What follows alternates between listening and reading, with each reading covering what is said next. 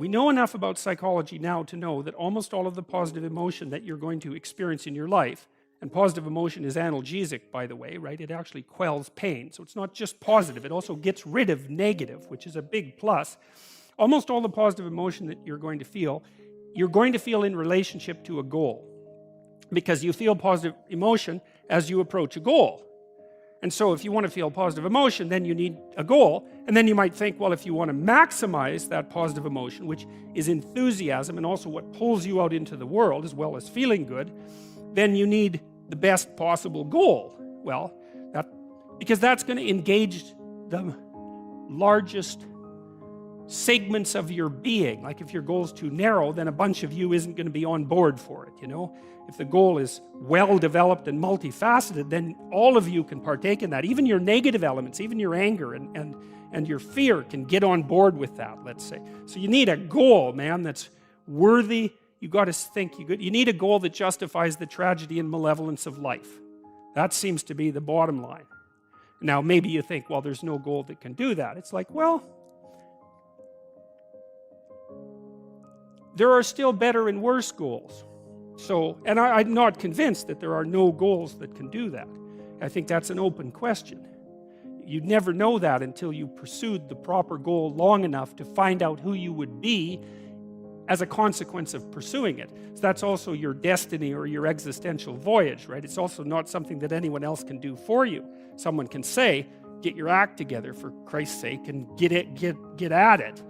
That'll make the world unfold best for you, but there's no way you can know that without doing it. So, and unless you think you've done a particularly stellar job of that, then you have no reason to doubt its potential validity. So plus, like, crickets are telling you this, and so, you know, they're a very reliable source. Okay, so you see the star recurs as a motif in Pinocchio, and one of the more interesting elements of it here is that when Geppetto wants to transform his puppet, the marionette, who's being played by forces that operate behind the scenes, which is a really good definition of the persona from a Jungian perspective, right? And also something indicative of something like an ideological or conceptual possession. Geppetto, who's a good guy, is a positive father figure, lifts his, even though he's a patriarchal figure, right, and a very competent one, he still even lifts his eyes up to something that transcends his mode of being, positive as it is, and wishes that his creation would undertake the kind of transformation that would make it autonomous and fully functional as a moral agent. No strings, right? So that's very interesting, I think. Solzhenitsyn said, the salvation of mankind lies only in making everything the concern of all. That's a pretty decent star-like goal, I would say. And so what happens in the Pinocchio story is that because, and I think this is a symbolic representative of what I just described to you that happens at a genetic level if you put yourself in new situations. So Geppetto is roughly culture in the Pinocchio story, right? He's a craftsman. And he makes Pinocchio. So who's his son? He's the socializing agent. And he aims for something above mere socialization, which is, I think, part of the mysterious element of human beings. You know, in our scientific models, we basically have socialization and biology. But there's always a third element in mythological stories, which is whatever you might construe as the spontaneous action of consciousness that's associated with free will. And, you know, that's just basically being conceptualized in religious terms as something akin to the soul. Now, we don't have a category for that scientifically, because what we try to do scientifically is to reduce everything either to socialization or to biology. But it isn't clear to me that it's perfectly reasonable from the perspective of practicality at a scientific level. You don't want to multiply explanatory principles beyond necessity. But there's many things that doesn't come to terms with, such as the fact that we all treat each other as autonomous beings with free will, and that seems to work, and that if we stop doing that, then things go to hell very, very rapidly. So, and the mere fact that we have been able to conceptualize what that conscious free will might be, metaphysically or physically, doesn't mean it doesn't exist. It just means that we don't understand it. I mean, it was only in the last 15 years that we discovered that 95% of the universe was made out of some kind of matter that we can't even, whose properties we can't even imagine, except that it seems to have mass.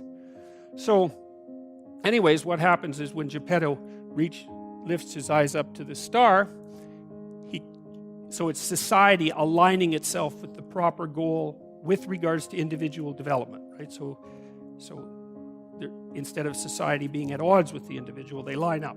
And then what happens is nature comes on board, and that's the blue fairy in the Pinocchio story, and that seems to me to be a symbolic representation of what happens biologically when you set the goal properly, get your culture behind you and move into the world, is that there's a biological transformation that occurs as a consequence of that, which means that a bunch of you that hasn't been turned on turns on.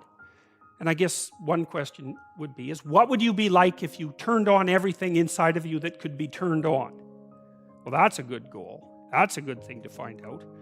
So there's this idea in Jungian psychology called the circumambulation. And Jung had this idea that you had a potential future self, which would be in potential everything that you could be, and that it manifests itself moment to moment in your present life by making you interested in things.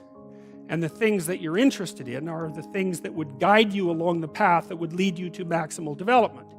Now, it sounds like a metaphysical idea or a mystical idea even, but it's not. It's not. It's a really profoundly biological idea. The idea is something like, well, you're set up so that you're automatically interested in those things that would fully expand you as a well-adapted creature. Well, there's nothing radical about that idea. What else could possibly be the case? Unless there's something fundamentally flawed about you, that is what the situation would be.